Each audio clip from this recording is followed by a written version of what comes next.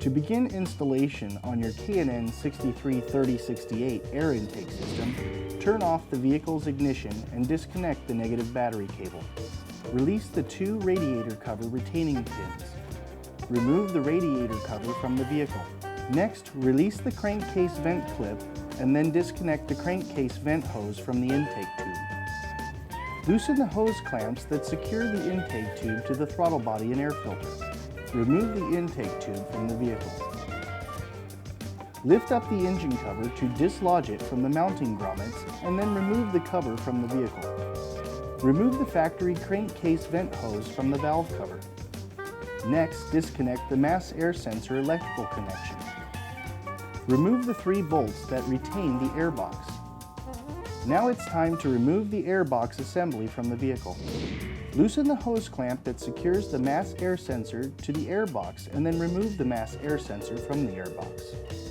Secure the splash shield to the core support with the hardware provided. Install the edge trim onto the heat shield. Some trimming of the edge trim will be necessary. Next, install the heat shield mounting bracket, part number 010126, onto the heat shield using the provided hardware. Install the heat shield mounting bracket, part number 01027, onto the heat shield using the provided hardware. Assemble the mass air sensor and filter adapter with the provided gaskets onto the heat shield using the provided hardware. Be sure to place one of the 2 gaskets on either side of the heat shield. Install the K&N air filter onto the filter adapter and secure it with a provided hose clamp. Now it's time to install the heat shield assembly into the engine compartment and secure it with the provided hardware. Be sure to place the fender washer under the mounting bracket to retain the splash guard. Install the silicone hose onto the throttle body and secure it with the provided hose clamp.